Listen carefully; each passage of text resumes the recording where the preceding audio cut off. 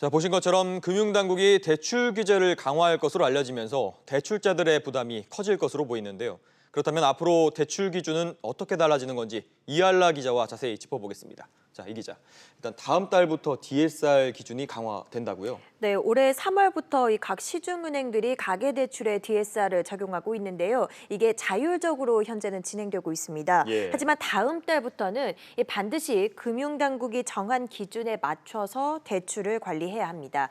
현재 검토되고 있는 당국 안의 핵심은요.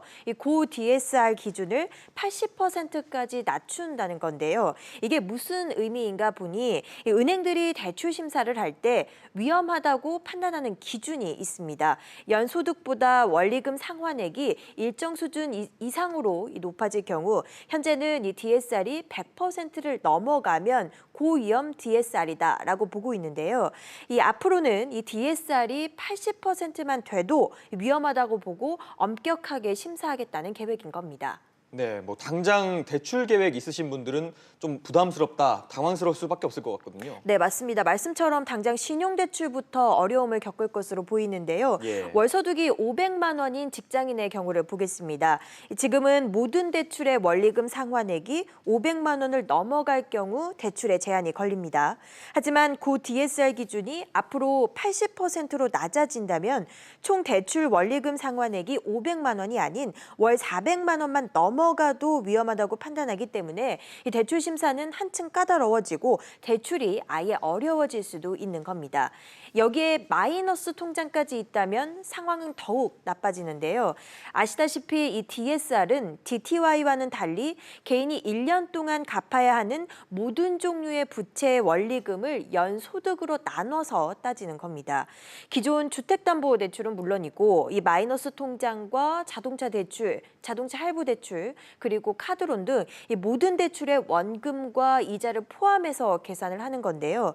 때문에 이 사실상 대출이 막힐 가능성도 배제할 수 없습니다. 네, 뭐 기존 대출자 걱정도 이만저만이 아닐 텐데 이 대출을 추가적으로 연장할 때도 심사가 더 까다로워진다고요? 네, 그렇습니다. 기존에 이미 빚을 많이 가지고 계시거나 혹은 소득이 적거나 또는 이 신용 등급이 낮은 분들 앞으로 돈 빌리기가 한층 어려워지는 것은 물론이고요.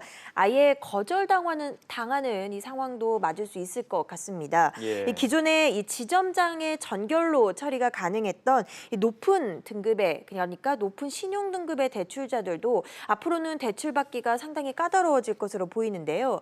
이 개인 사업자들의 걱정은 더 큰 상황입니다.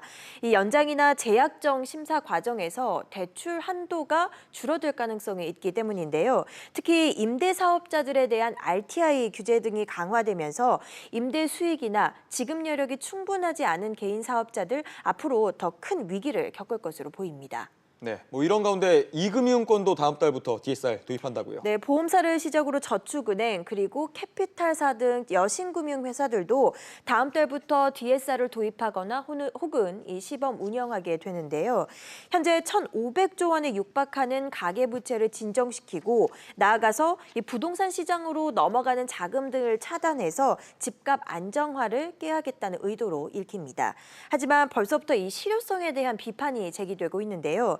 이 정부의 규제 강화가 잇따르면서 오히려 신용대출이 늘어나는 풍선 효과 부작용이 나타났었고 또 서민들을 고이율의 대부업체 등으로 그러니까 더 악화된 음성시장으로 내몬다는 지적이 나오고 있습니다.